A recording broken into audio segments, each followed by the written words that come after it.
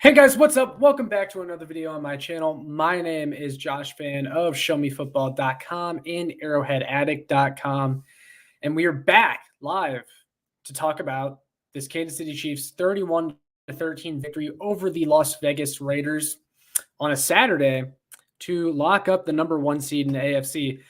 I really wanted to go live today because it's been a while since I've been live. It was the last regular season game. So what better time to go live after a game? I miss doing this with you guys. I'm riding solo tonight, though. No Hydra, no Michael Darcy, nothing like that. Just me. So I'm going to be relying on you guys a lot tonight as far as asking questions and interacting with me in the comments and stuff like that. So please feel free. Leave your questions in the comments and stuff like that, and we'll talk about the game or just anything you guys want to talk about, really. But yeah, guys, just waiting for some more people to pour in here, and then I will start talking about this game and my thoughts since we just started. Just give me a couple seconds, guys.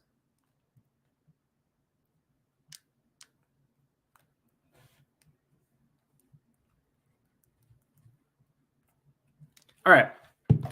So we got a handful of people in here, so I'll just go ahead and start running down some of my thoughts on today's game. So, I mean, first things first, good win. You lock up the number 1 seed. You took care of business against the Raiders. And most importantly, we saw this team truly put a game away before it ever got interesting. I mean, this team was really playing some sloppy football against the Broncos, the Texans, the Broncos again, just letting mediocre teams hang around. I mean, the Texans, who were the worst team in the league, took them to overtime. That was inexcusable. But today, the Chiefs, they ran away with this game from the very beginning. It was, 24-3 by halftime, and the Chiefs added on another touchdown in the second half. The game was never in danger. The Raiders were never a threat. So, I mean, I think you have to be happy with the way the team played today. And most importantly, no turnovers in this game. No turnovers. This team has had a huge turnover problem all year. And today they were able to avoid any sort of turnovers. Oh, and look what happens when they don't turn the ball over. They win, and they win big. So the Chiefs got to just keep doing that going forward. Offensively, Patrick Mahomes, he had a very pedestrian game. In fact, should have already had the stats. It's my fault, guys. He was 18 of 26 for 202 yards and a touchdown. Not a huge game passing-wise for him. However, you could tell that Andy was trying to let him stat pad a little bit towards the end there, trying to pass to Colin Saunders and Travis Kelce. And then they were finally like, oh, yeah, let's just run in with Pacheco. That's the easiest thing to do. They were on the 1 yard line, basically. But, the important thing is that Mahomes played well. He played clean. He wasn't exactly prolific today, but he played like a game manager, and he did enough to win. And despite the fact that he doesn't have this huge passing stat line, the Chiefs won by double digits. So, yeah, and the offense was very balanced today too as well. The Chiefs only threw for 181 yards. Or they're listed by Google Stats as only throwing for 181 yards or having 181 yards passing, excuse me, even though Mahomes is listed as having over 200 passing yards. So I don't know what the heck Google is doing there. Rushing, though, the Chiefs ran for 168 yards. I'm hoping that's accurate given the fact that they seem to have messed up the passing yards, but 349 total yards of offense. And also worth noting that today Patrick Mahomes he set the new record for total yards in a season that was previously held by Drew Brees. So there you have it. Most passing and rushing yards combined in a single season. Patrick Mahomes, he is your new all-time record holder. Drew Brees was the previous holder. So great season by Patrick Mahomes. He's pretty much the MVP. I mean, he's locked it up. All he needed to do today was go out there, win, and not play terrible. He went out there, he won, and he played well. So he's your MVP. And really, I never understood the argument for a guy like Jalen Hurts because his numbers just don't stack up to Mahomes at all. And Mahomes' team is 14-3. So I'm not sure how Mahomes isn't the MVP. I think he runs away with the award. Isaiah Pacheco, he ran for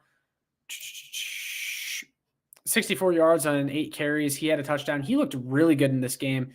And also Isaiah Pacheco for the year, ended up having 830 yards and 5 touchdowns. And for a guy that pretty much wasn't even a factor for the first part of the year, the fact that he went out there and had I think he had 1,000 yards from scrimmage, but and if not, it was close. But to go out there and have 830 yards rushing and average basically 5 yards per carry and 5 touchdowns. I mean, what a rookie year for him. He's looked absolutely phenomenal next to Jerick McKinnon, who continues to catch fire. Jerick McKinnon had another touchdown in this game. It was a receiving touchdown again, and that was Mahomes' lone passing touchdown of the day. Actually, it was from 2 yards out. And then as far as other receivers, Justin Watson was the leading receiver. He had 1 catch for 67 yards. Travis Kelce had six receptions for 38 yards. Juju Smith-Schuster had 2 for 35, and Juju ends the season with 933 yards receiving. Kind of sucks he couldn't get to 1,000. I think a lot of fans wanted him to get to that number, and he probably would have if not for Andre Cisco knocking him out in that game, that totally illegal hit against the Jacksonville Jaguars. But nonetheless, still a great season by Juju Smith-Schuster in his first year as a Kansas City Chief. And then the player that I was most impressed with today was Kadarius Toney.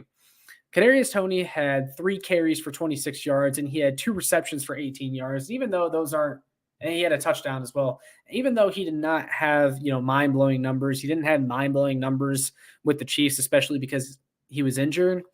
Man, that guy, he just makes plays. He's the best athlete the Chiefs have on this team, probably. He's their most talented receiver. He's right there by Juju as this team's best receiver, because that guy can just put his foot in the ground and change direction so easily. It's amazing to watch. Like that play today that he had on one of his catches where, the guy's leg was at like a 45-degree angle. His ankle was all the way in the turf, and he just juked the guy out of his shoes, and it was amazing. No one else in the league can move like him. It's amazing to watch. It's a treat to watch. And if he can stay healthy, he's going to be a real weapon for this team, even heading into the postseason. And then also in my notes, Ronald Jones actually got some run today. Ronald Jones had a touchdown. Happy for him. I know he's been begging for a role all year long. Today he had 10 carries for 45 yards and a touchdown. All the running backs that got a touch today ended up getting a touchdown, so that's really nice. Justin Watson, I already talked about him. MVS, that was the other one. So MVS had 3 catches for 27 yards. Now, I wanted to bring up MVS because him and Mahomes seem to have been off the last few weeks. Mahomes has just been struggling to hit him accurately. But I've seen some takes on my Twitter timeline that MVS has been, or he's not going to be on this roster next year. And his contract is structured to where the Chiefs can easily move on from him this offseason if they don't feel like he's worth keeping. I understand MVS has been frustrating at times, but he set a career high in receiving yards here this season. And considering the wide receiver market, he's actually playing on a pretty fair deal. He's a quality receiver. There's no guarantee that Juju Smith-Schuster is going to be back next year because he's going to be hitting the free agent market. I think you have to keep MVS. I think he's a lock to be on this roster. I don't think there's any reason to cut him outside of maybe wanting to save some money, but I think the Chiefs would like to keep MVS on the team for next year. But yeah, the offense played a fine game overall. They were only 8 of 16 on third down, I believe. Yeah, and they were 0 of 2 on fourth, or that was the Raiders, sorry. The Chiefs were 5 of 9 on third down. They didn't have any fourth down attempts. I don't know what I was thinking there. They were 5 of 9 on third down. Mahomes had to take a couple of sacks today. But you know what? They did enough to get the job done. The Raiders were never in the game. So you could tell, especially after they got a big lead, that the Chiefs kind of went vanilla and they started doing some things. Like, for example, the play in the back of the end zone where they were trying to get the ball to Colin Saunders on a touchdown. Mahomes even said after the game that Kelce was wide open, but he just wanted to get Colin Saunders a touchdown. Like, they were literally just screwing around out there. So it's not even like they were really trying to run up the score or anything. They were having fun. You could tell that with the one play that was a touchdown to Kadarius Toney the first time. That one got called back because of a Creed Humphrey holding penalty. But the Chiefs did the little snow globe thing coming out of the huddle, and that was really cool. They scored a touchdown on that, and it was an all-time play. Got called back, though, unfortunately, but didn't really matter because Kadarius Toney scored a touchdown on the very next play in almost the exact same fashion. So, yeah, those are really my thoughts on the offense. I'm going to get to some of your guys' comments and questions here after a second. I just have to check a few things. Just give me a second, guys, and then I'll get to your comments and questions.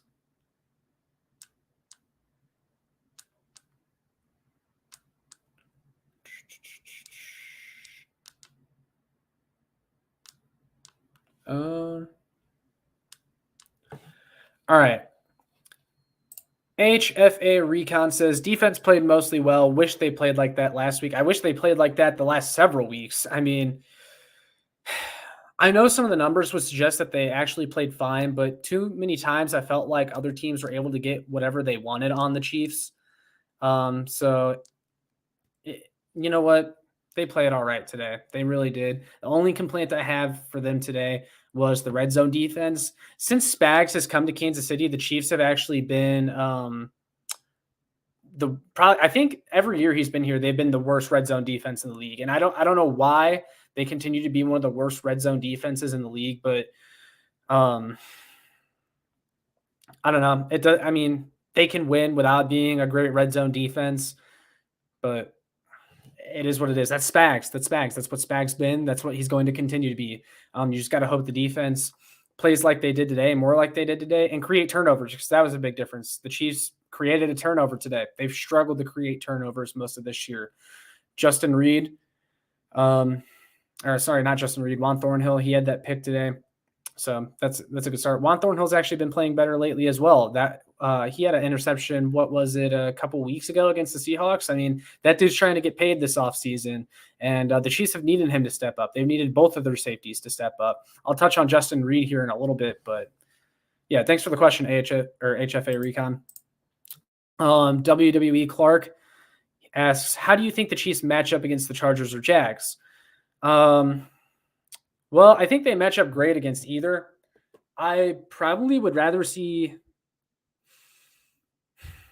the Jags in the playoffs, just because, well, one, I mean, I was about to say it about the Chargers. Okay, so compared to the Chargers, I think, I mean, they play the Chiefs close every time.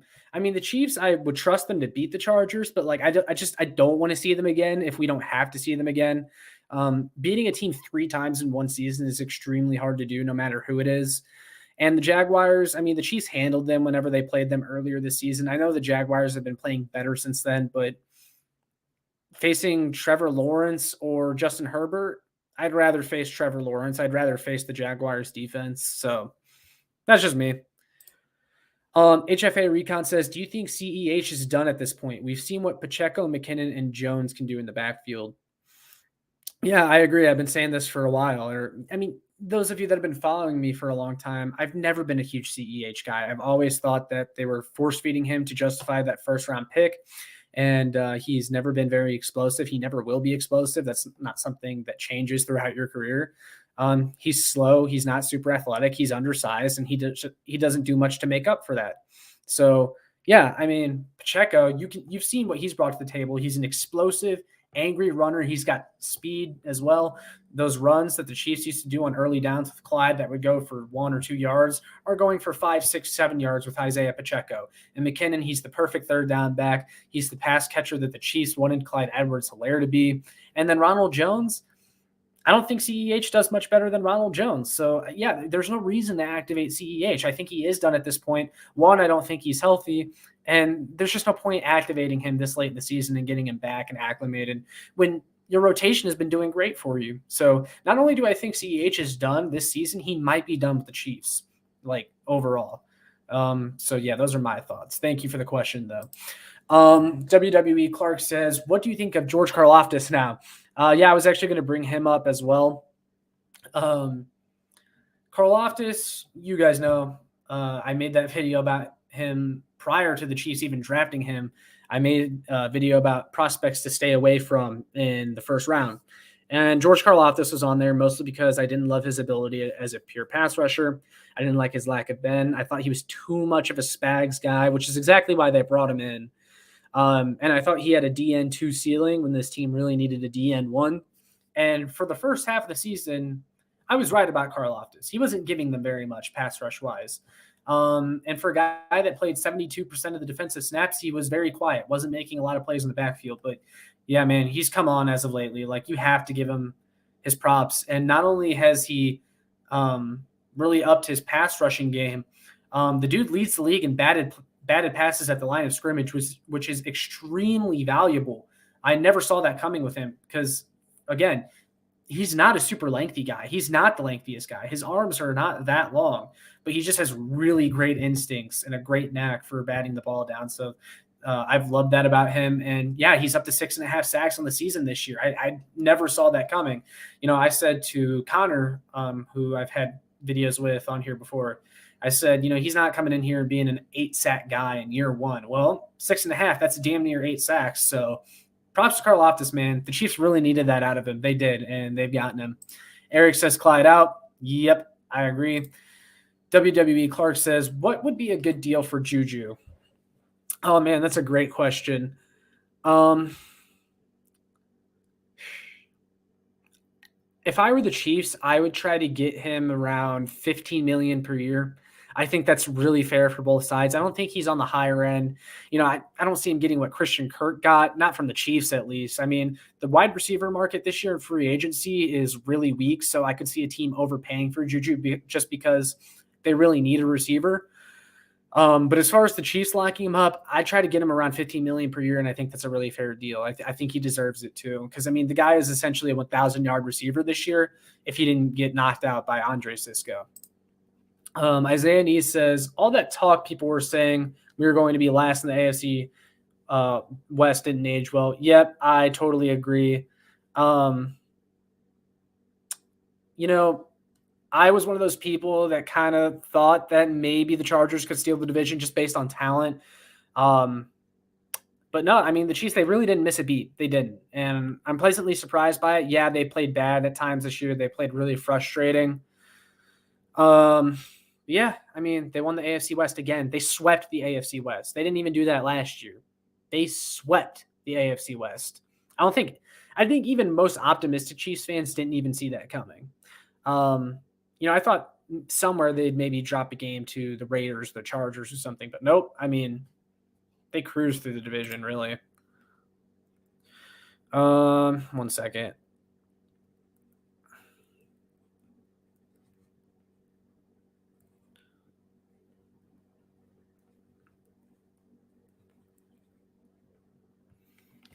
Are the Chiefs overrated or underrated after this game?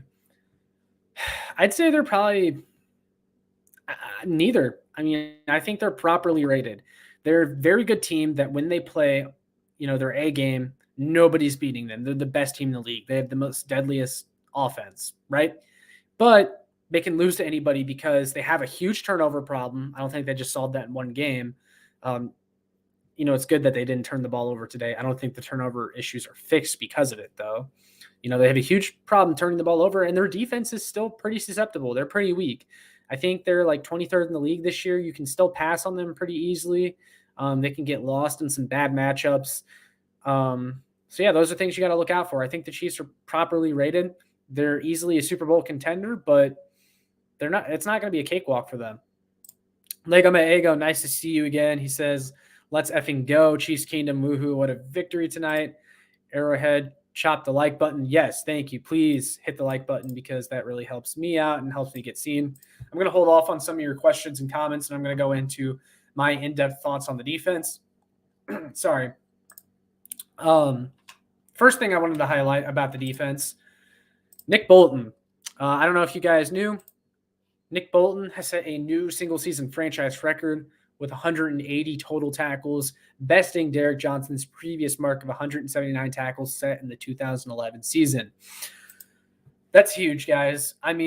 He's had a really, really good year. The fact he didn't make the Pro Bowl is a joke. And I know there's going to be Chiefs fans out there that talk about his coverage ability and how he's poor in coverage. He's really improved in coverage down the stretch of the season here. He's never going to be a great coverage linebacker. I don't understand why we always have to harp on it. And he hasn't been perfect in every game, but the dude is a playmaker. He makes plays behind the line of scrimmage. He gets a lot of tackles for a loss. Anytime you're racking up tackles for a loss, that's a good thing. And I know that tackles sometimes can be a little bit of a fluky stat. I know at one point in like 2020, Dan Sorensen led the team in tackles, even though there was no way in hell Dan Sorensen was the best defender on the team. But Bolton getting 180 tackles in the season, that's worth something. That means something. And he's a sure tackler. That's a great thing about him. He's a good run defender. The Chiefs' run defense has been actually pretty good this year, and he's a big part of that. And anyone wanting to pretend otherwise, I'm sorry, that's foolish. Nick Bolton is a huge part of this defense. Trent McDuffie also had a very good game. I noticed a few really good open field tackles by him. He continues to be amazing. I think he's going to have a coming out party in the postseason. People are not really realizing just how good he's been as a rookie. Juan Thornhill, I mentioned him already. He's coming along. Chris Jones had 2.5 sacks today and finishes the season with 15.5 sacks, tying his career high in sacks that he had in 2018. And you know what? He really does deserve Defensive Player of the Year. I know the league is going to hand it to Nick Bosa because he has the most sacks. He has 17.5. But Jones would have had the same number if he didn't have sacks wiped out by stupid penalties. And he's also been the more dominant player all year. He leads all defensive tackles in pass rush win rate. I really hope voters consider him for Defensive Player of the Year because he absolutely freaking deserves it. And all the fools on Chiefs Twitter that are talking about trading Chris Jones this offseason, I'm sorry, that's so dumb. That is so dumb. I wanted to make a video on this, but didn't get around to it. But I've seen even today before the game, people were talking about how the Chiefs should consider trading Chris Jones. And I understand his value is really high. I know they'll have to extend him and he's going to cost a lot of money. But guess what? If the Chiefs trade Chris Jones for a bunch of draft picks like they did Tyreek Hill, they're going to spend the next 10 years looking for the next Chris Jones. Players like Chris Jones, they do not come around very often at all. And Tyreek Hill, that move was a little bit easier to do because Tyreek Hill was wanting record-setting money. I don't think Chris Jones is going to reset the market if he gets extended. And also, there's so many good receivers out there that you could absorb the loss of Tyreek Hill. If you trade Chris Jones, man, I'm sorry, this pass rush is going to be bottom 5 again. And this team, Brett Veach, the front office, they've worked so hard to get this pass rush to be good again. They're really coming on strong. Karlaftis, Dunlap, Jones. If you trade Chris Jones, I don't care what the draft pick haul is. This pass rush, this defense is going to suck. It just is. Chris Jones is the leader of this defense. If you trade him, I'm not sure how you're replacing that. I know the philosophy sounds interesting about bringing in more young players through the draft and getting more money to spend on guys, but you have to spend money on somebody. Spend money on Chris Jones. You have to keep at least a few Hall of Fame players on your roster. Trading a Hall of Fame player is not something you should really be doing in back-to-back years if you still want to set or sell yourself as a contender. Again, it was easier to do with Tyreek Hill. It's not going to be nearly as easy to do with Chris Jones. Chris Jones is an elite defensive tackle. He's the best defensive tackle in our game currently. Trading him would be dumb. I'll probably make a video going in depth on that, maybe even in the offseason. This team needs Chris Jones. They need to extend Chris Jones, okay? If he goes anywhere, that would be a travesty because, 1, he's elite. 2, Brett Veach, he doesn't have a great track record of addressing defensive line, and I'm afraid to see what this defensive line would look like without Chris Jones on it. George Karlaftis, already went over him, how he's really impressed me this year. Colin Saunders as well. In the wake of Deshaun Wharton going down, he's really stepped up into that role, playing alongside Chris Jones on most pass rushing downs. He's a guy that I've been hard on, and he was a non-factor really for the majority of his career in Kansas City thus far, but he's really stepped it up. Carlos Dunlap, he's been a hell of a signing, man. He's also right behind Karlaftis and batting down passes at the line of scrimmage. And we know Chris Jones is good at that too. So, or Carlos Dunlap, I'd even look to bring him back next year. I also think Justin Reed is really overhated. He had a good game today. He also had a huge PBU on Devontae Adams, and this defense overall really held Devontae Adams in check. He did not really kill them today.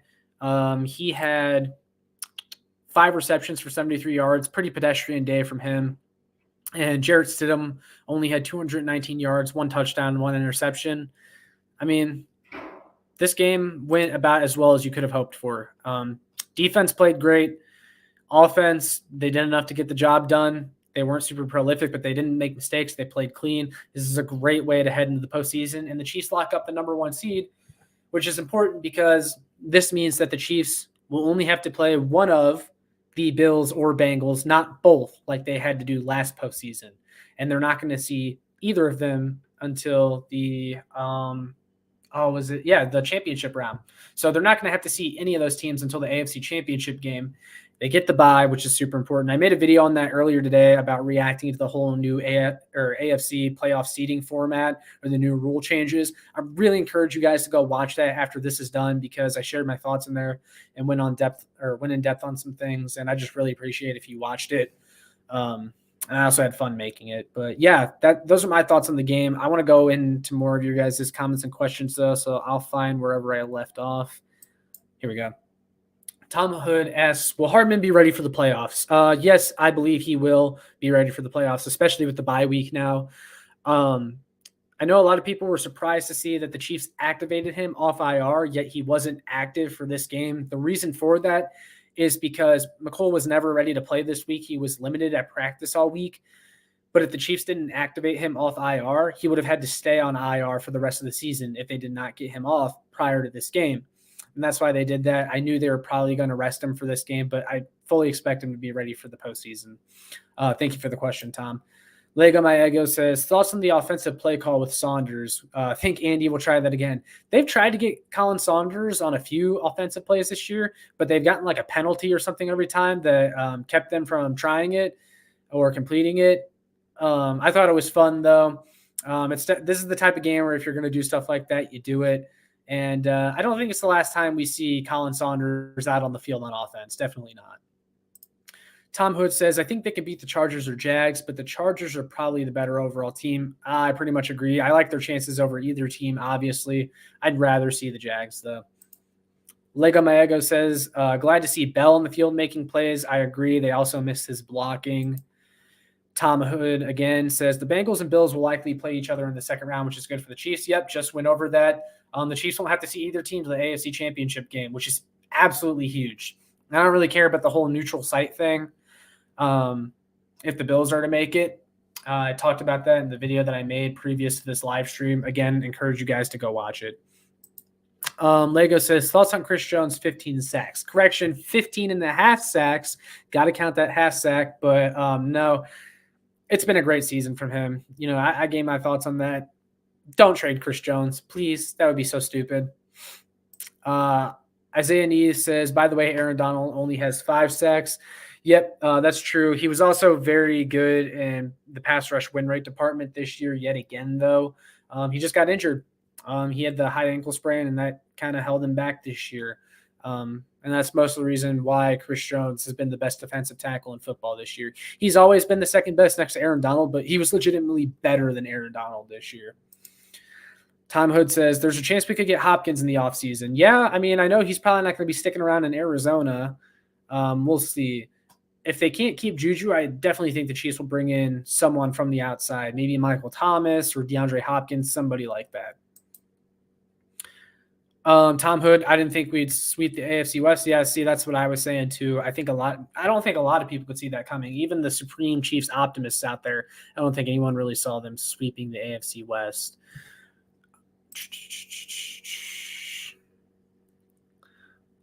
Sorry. Lego Maego says, the big bad AFC spent all that draft capital and money to humble the kingdom just to see us on top once again. Yeah, I think so. The Raiders obviously had a disappointing year considering everything they invested into this season. But I think, they have – yeah, I still think Josh McDaniels, he rallied that team going down the stretch. I wouldn't count them out for next year if they can upgrade quarterback because it seems like they're done with Derek Carr. It'll be interesting to see what happens there. The Broncos, that's the biggest mess out there right now. I don't know what head coach would want to take that job after they fired Nate Hackett, who didn't even last the full season, because now you're stuck with Russell Wilson for the next however many years. I mean, his contract is awful. I said from the very beginning when the Broncos gave him that money, why is nobody talking about this being the worst contract in football right now? Because he hadn't even played it down for Denver yet, and they gave him all that money. That was so stupid by them, and now they're stuck with them, and I don't know what they're going to do because nobody's going to want Russ, and no coach is going to want to coach Russ. So that's whatever, I guess. And then the Chargers, I would be the most concerned about the Chargers. It looks like they're going to squeak into the playoffs, but I know their fans expected a lot better year than this. And I know they've dealt with injuries, but that's always been a Chargers thing. But they really went all in this offseason, man, with the J.C. Jackson thing and the Khalil Mack thing. And they're still hovering around 500, and they're probably going to be a first-round exit. Like, that's disappointing if you're a Chargers fan. And I don't know if Brandon Staley is going to last there. I know they're rallying late, but they're like winless against teams with a winning record or against playoff teams, something like that. And they've had a really cupcake schedule. So, yeah, the Broncos is the biggest disaster. I think the Chargers is probably the most disappointing. And the Raiders are just kind of whatever. They were the Raiders this year. Not much changed. Isaiah Neves says, I agree with Nick Bolton not making the Pro Bowl as a joke. Orlando Brown made it despite giving up way too many pressures and sacks all year. Yeah, speaking of Orlando Brown, he's really played well as of recently. But as far as the Pro Bowl goes, Nick Bolton should have made it. I mean, he won the fan vote. I don't know how he didn't make it after that. Isaiah Neves says, Nick Bolton should have made – yeah, we just went over that. Yep, I agree. Lego Maego says, we got to franchise tag Brown. He doesn't deserve a spot on the Chiefs roster. See, I think he deserves a spot on the roster. I'm not counting out Orlando Brown yet. He's still a young player. He's still only like 26 years old. And I think the Chiefs fans are going to be hard-pressed to find out that there aren't many options out there better than Orlando Brown that are actually attainable in the offseason. The best left tackle free agent this offseason is Orlando Brown. And I don't think there's anyone out there in a trade. You're not drafting anybody unless you trade up really high in the draft for a left tackle. I think you got to tag Orlando Brown again. You got to tag him and ride this thing out. And then in the end, if it doesn't work out, well, you got 3 years of Orlando Brown. So I think the best move is to tag him. And I did make a video on that as well. Eddie Rose is on here. He says, hi, Josh, how are you doing? MIZ, go Chiefs and go Vikings for me. Yes, MIZ. Hopefully you saw my new video on the OC hire because that was a pretty good one. Lego My Ego says, don't forget about Mike Dana. Yeah, he's been real good this year too. Looking good, Josh. Have you been working out? Yeah, I'm actually at my new base right now. I haven't hit the new gym yet, but going there tomorrow. But yeah, definitely been working out. Worked out over the Christmas holiday break too. Thank you. WWE Clark says, do you think the Chiefs should get a wide receiver in the first? Well, if they can't bring Juju back, I think you got to consider wide receiver in the first because then that leaves a major need. Because then you're looking at MVS, Sky Moore, and Kadarius Toney. Kadarius Toney's fantastic. Still a lot of concerns with the health, though. MVS is solid, but he's not a number one. And then Sky Moore, that's a leap of faith, trusting him next year being probably your first or second best receiver. So, yeah, then you probably have to go and get a receiver in the first. But if they bring Juju back, I think you can wait a little bit. But I think they will bring in a wide receiver through the draft, though. I wouldn't be surprised. I guess it kind of depends on what they do with MVS, though, and how they think of Sky Moore. If they think Sky Moore can be a huge factor next year, then we're just going to wait and see him. But if the Chiefs don't trust Sky Moore fully, then, yeah, I think you've got to bring somebody in, especially since Travis Kelce isn't getting any younger. Lego My Ego says, facts. I don't care about the neutral site either way because Chiefs Kingdom travels well. Yeah, and that's exactly what I said in my video. I mean, if the Chiefs go and play at Allegiant or whatever again, there's going to be a lot of Chiefs fans there. If you're traveling to Buffalo or something, that's a different story if they were to just give Buffalo home field advantage, but I'm fine with the Chiefs on a neutral field. And really, the Chiefs probably will play better at a neutral site than they would at Arrowhead. The Chiefs have kind of played slow at Arrowhead sometimes and not their best. Eddie says, you have a great channel, buddy. Keep it up. Thank you, Eddie. Always will be keeping it up. Got more on the way, too. Brandon says, I like George Karlaftis. He's improving every game. Yeah, he really is. Again, I admit I was wrong on him. He's been fantastic towards the end of the season here. 6.5 sacks is just not a number that I saw coming for him. And these aren't just coverage sacks either, all of them. These are like George Karlaftis actually winning his reps and getting to the QB in just a couple seconds and getting the sack. So, yeah, he's been real impressive here. AHFA Recon says, I say try to get a DN in the first round. Frank Clark also may likely be gone. I think he is gone. I don't think there's any way they bring Frank Clark back unless he takes a massive pay cut. The Chiefs kind of set it up that way when they restructured his contract and brought him back. It made it to where that there's a lot more savings and a lot less dead money when they cut him after this season. And he's just unreliable because, like, again, today he went out with a groin injury. Now, I think he'll be okay because he was questionable at first, and then I think they downgraded him to out when they realized, hey, we don't really need him for this game. But that's kind of been the story of Frank Clark. He's not there all the time. He's inconsistent. He does that same spin move every other play. And, Frank Clark, his time has run its course here, and I think they should really upgrade from him. So, yeah. Win says 538 has the Chiefs on top with a 25% chance of winning the Super Bowl. That's good to see. Getting that 1 seed was huge. It was absolutely huge. I know they didn't exactly earn it, but look, at the Buffalo Bills lose this weekend to the Patriots, it's not going to matter anyway. They would have been the 1 seed either way. So I hope that happens just so we can stop hearing people complain about it and how we were gifted the 1 seed. But that's what happens when you play one less game than everybody else. You don't just get the 1 seed anymore. It goes to the team with the best winning percentage, which is the Kansas City Chiefs. Lego My Ego says, thoughts on Watson? I think he's our number 3. Yeah, he probably was this year when you go by snap counts. I think he's fine as like a number 5. The Chiefs seem to have a little bit more trust in him than most of us would. I wish he would stop dropping so many passes. Because he seems to get open, and he's a solid wide receiver, a good teammate, but I'd like to upgrade from him if we can. He's a good story, and I'm glad he made the team this year, but some of those drops from him were kind of frustrating. Brandon says, I think the biggest needs for next year are wide receiver 1, defensive end 1 or 2, and a right tackle. I completely agree. Maybe add another cornerback or safety in there, or just a defensive back in general, because I don't know if they're going to bring Juan Thornhill back, and you're always needing to add talent there. But yeah, I pretty much agree. Wide receiver, defensive end, 1 or 2, especially depending on how Karlaftis develops and how the team feels about him, and Dunlap if they don't bring him back. And then right tackle, yeah, I think you got to upgrade from Andrew Wiley. AHFA Recon says, I also saw Jalen Watson get more reps than Joshua Williams on the sideline. Yes, you did, which is a good thing in my opinion.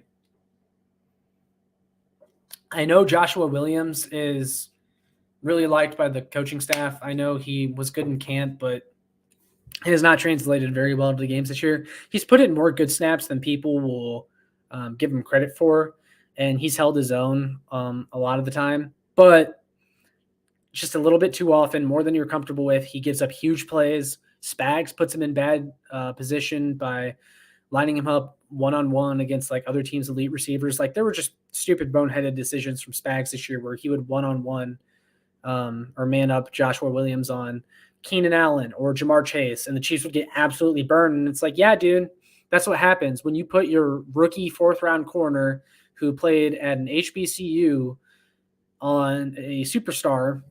The opposing team is taking that matchup 10 times out of 10. Joshua Williams gets a little bit too handsy as well sometimes. Now, he'll get better. He has all the physical traits, but as of right now, I think he needs to have more of a sit back and learning role than playing so many snaps. And I think that's where the Chiefs did him wrong a little bit. They kind of threw him into the fire. I would have liked a cornerback with a little bit more experience in his place. I thought trading Rashad Fenton was a little bit irresponsible just because he was an experienced guy on the roster. Granted, he wasn't great, but Joshua Williams has given up a lot of huge plays this year. But it's whatever. I think he's going to be good in the long run. But yeah, Jalen Watson getting more reps than him is the right thing. Brandon says, do you think Clyde is gone next year? How does he fit into our system next year? Yeah, we talked about this earlier in the stream. I think there's a good chance he's gone next year. I think there's a good chance he doesn't make the roster. I also think there's a good chance that the Chiefs bring in yet another running back either in the late rounds of the draft or UDFA next year. Because what does Clyde give them that Pacheco and McKinnon don't? There's no reason to bring him back. He's clearly not a fit for this team. The Chiefs, when they drafted him, they thought a little bit too much of him, and he just hasn't been the guy that they drafted him to be. He's not great in the receiving game. He's undersized. He's slow, and he's not super athletic. That's a recipe for a bust running back, a bust first-round pick. Like, Clyde has been average most of the time he's been here. He hasn't been horrible, but he's been bad a lot of the times too. So, like, if the Chiefs brought him back next year and gave him any sort of like prominent role, it would just be a mistake. It's the same song and dance we've done for the last couple years with Clyde. I'm done with Clyde. I don't know if the Chiefs coaches are. Personally, though, I am. I'll just get a couple more questions here, and then I'll wrap up for the night. I really enjoyed doing this and going live again for you guys, though. I really missed it. I'm going to have to do more Q&As. I never do Q&As with you guys anymore, just on an off night. So I'll definitely have to do that. But Lego My Ego says, thoughts on future contracts? I think I pretty much hit on all that with Juju and I guess Clyde, really. Juan Thornhill, I think they might let Juan Thornhill walk. Chris Jones, I think the Chiefs extend him. We'll see, though. So a lot of that is really hard to project right now. Wynn says, how do the Chiefs match up versus the Bills, and how do they match up versus the Bengals? There's a lot that goes into those two questions. Between the two, I'd probably rather have the Bills just because we beat them in the playoffs the previous 2 years. And this team can't beat the Bengals. They haven't proven they can beat the Bengals. Give me the team this Chiefs team has proven that they can beat, which is the Bills. And the Bills are also weaker than the last time the Chiefs faced them. Von Miller was a huge reason that the Bills won that game when these two teams faced in the regular season. The Bills don't have Von Miller anymore. I'd be much more scared of the Bengals. Lego My Ego says, what was your thoughts on the kicking and punting today? To me, I think someone said something and lit fire under their ass. I hope that's what happened. Dave Tote probably should be doing that because I think his job is on the line if the special teams doesn't improve. But yeah, the kicking and punting was better today. It wasn't an issue. And Tommy Townsend had a fantastic punt in this game too. That got downed inside the 5. That was a great job from him. And hopefully the kicking wheels with Harrison Butker are done. Eddie Rose says, I have one Mizzou question. If Drinkwitz doesn't work out, I think we have to hire a big-name coach to compete in the SEC. Yeah, we're pretty far out from that. I don't think Drink is on the hot seat as of right now. I'll have to answer that in the Mizzou video, though. I'll go more in depth on that. Deontay to KC. Eric, I know you hate McCole Hardman. If the Chiefs get Deontay to KC, it's just going to be McCole Hardman 2.0. That dude drops way too many passes. He's got speed. He's fun when he has the ball in his hands, but as far as being a complete receiver, you're just bringing in another McCole, in my opinion. Wynn says, cheers, folks. I'm hopping off. Enjoy the week. You too, man. I think that's a good point to end. That's all I got for this one, guys. Please, if you're watching this after we went live, leave your comments and questions, all that stuff down below, and I will be sure to get to those as well. Love interacting with you guys. Been a while since I've done a live video. Glad I was able to do one and talk about this game. But yeah, Chiefs heading into the postseason on a high note as the number 1 seed. So that's all I got for this one. Make sure you like, share, and subscribe so more Chiefs fans can find this. And make sure you check out my work on showmefootball.com and arrowheadaddict.com. And I will see you in the next one. Go Chiefs.